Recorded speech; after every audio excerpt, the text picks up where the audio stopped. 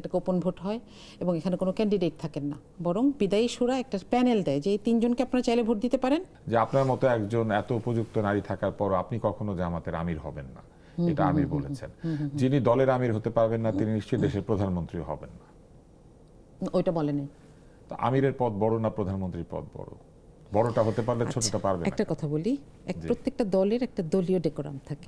হ্যাঁ, এবং জামাতের যেটা গঠনতন্ত্র, আমার থেকে উনি অনেক ভালো জানেন, গঠনতন্ত্র পড়েছেন অনেক মনোযোগ দিয়ে এবং কোট করতে পারেন। তো একটা দলের যেটা গঠনতন্ত্র, জামাতের গঠনতন্ত্রে কোথাও কিন্তু বলা নাই যে প্রধান হওয়ার জন্য পুরুষ হতে হবে। না, তিনি সততার সাথে বলেছেন যে এটা আপনাদের পলিসি। আসছি। এবং কিন্তু এটা নিয়ে অনেক নারী আপত্তি করেছেন, অনেক নারী বলেছেন। দলের অনেকে, হ্যাঁ, না দলের না, দলের শুধু নারী হবে কেন? আপনাদের দলের নারীরাই শুধু আপনাদের ভোট দিবে তা তো না। না, এটা ভোটের ক্ষেত্রে কোনো প্রশ্ন না। কেন বলছি? এটা দলের ইন্টারনাল পলিসি। আচ্ছা।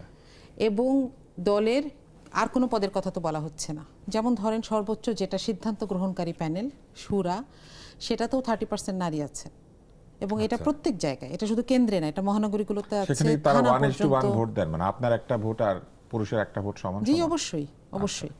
এবং এই ভোটের আরো কিছু বৈশিষ্ট্য আছে, সেখানে যাচ্ছি না। তো এখানে এটা হচ্ছে দলের একটা ডেকোরাম যে জাস্ট এই টপ মোস্ট পয়েন্টটাতে শুরাতে 30% নারী জি রয়েছে। জি জি। এবং এইটা কি হয়, একটা বিদায়ী শুরা পরের শুরাতে কি হবে এটা তারা এই কমিটিটা মিলে ঠিক করে দেন। আপনি কি শুরাতে আছেন? না, আমি শুরাতে না। আচ্ছা, ঠিক আছে। তো এখন এটা সংবিধানেই লেখা, গঠনতন্ত্রে লেখা যে তারা পরের শুরাতে কতজন সংখ্যা হবে এটা ঠিক করে দেন এবং এটার উপরে সারা দেশের মানুষ এখানে ভোট দিচ্ছেন। হ্যাঁ, এবং এগুলোকে এই ভোটটা খুব সুন্দর করে হয়, আমি এটা বলতে পারবো। আমি ছোটবেলা থেকে দেখছি যে এটা গোপন ভোট হয় এবং এখানে কোনো ক্যান্ডিডেট থাকেন না, বরং বিদায়ী শুরা একটা প্যানেল দেয় যে এই তিনজনকে আপনারা চাইলে ভোট দিতে পারেন, নাও দিতে কিন্তু পারেন। তারা তো সবসময় পুরুষ হবেন।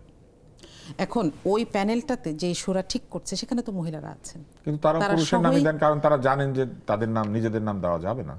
যাবে না এটা না, তারা দেন, কারণ তারা এটা চান।